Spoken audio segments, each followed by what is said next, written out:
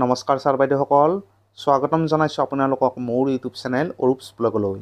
এই মুহূৰ্তত আপোনালোকৰ কাৰণে লৈ আহিছোঁ এটা অতি গুৰুত্বপূৰ্ণ খবৰ। ৰাজ্যৰ লাখ লাখ শিক্ষয়িত্ৰীৰ কাৰণে এই মুহূৰ্তত আছে এটা অতি গুৰুত্বপূৰ্ণ খবৰ। যিসকল শিক্ষাগুৰুৱে ট্ৰান্সফাৰ বিচাৰি আছে তেওঁলোকৰ কাৰণে এই মুহূৰ্তত আহি পৰিছে এটা ডাঙৰ খবৰ।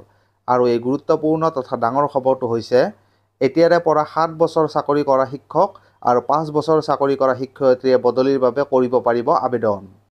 চাকৰি বদলীকৰণক লৈ গুৰুত্বপূৰ্ণ সিদ্ধান্ত গ্ৰহণ কৰা হৈছে অসম কেবিনেটত। আপোনালোকক পুনৰবাৰ জনাইছোঁ, এতিয়াৰে পৰা 7 বছৰ চাকৰি কৰা শিক্ষক আৰু 5 বছৰ চাকৰি কৰা শিক্ষয়িত্ৰীয়ে বদলিৰ বাবে কৰিব পাৰিব আবেদন। আজি অনুষ্ঠিত হোৱা কেবিনেট বৈঠকত শিক্ষকৰ চাকৰি বদলীকৰণক লৈ এই গুৰুত্বপূৰ্ণ সিদ্ধান্ত গ্ৰহণ কৰা হয়।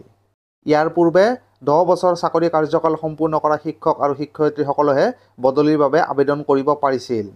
কিন্তু আজি অনুষ্ঠিত হোৱা কেবিনেট বৈঠকত শিক্ষকৰ চাকৰি বদলীকৰণক লৈ গুৰুত্বপূৰ্ণ সিদ্ধান্ত গ্ৰহণ কৰা হৈছে। এতিয়াৰে পৰা 7 বছৰ চাকৰি কৰা শিক্ষক আৰু 5 বছৰ চাকৰি কৰা শিক্ষয়িত্ৰীয়ে বদলিৰ বাবে আবেদন কৰিব পাৰিব।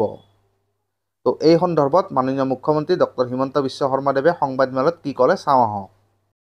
শিক্ষকৰ বদলিৰ ক্ষেত্ৰত যোৱা কেবিনেটত আমি এটা সিদ্ধান্ত লৈছিলোঁ যে মহিলাৰ কাৰণে ইয়াক আমি 10 বছৰৰ জেগাত 5 বছৰ কৰিম। অৰ্থাৎ আগতে এজন শিক্ষক বা শিক্ষয়িত্ৰীয়ে ট্ৰান্সফাৰ ল'বৰ কাৰণে 10 বছৰ কাল অপেক্ষা কৰিব লাগিছিল। এতিয়া আমি শিক্ষয়িত্ৰীৰ ক্ষেত্ৰত ইয়াক 5 বছৰ কৰিলোঁ।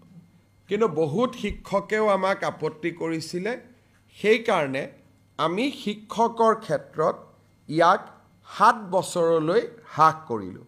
অৰ্থাৎ এতিয়া শিক্ষয়িত্ৰীয়ে 5 বছৰ কাম কৰাৰ পিছত ট্ৰান্সফাৰৰ বাবে আবেদন কৰিব পাৰিব।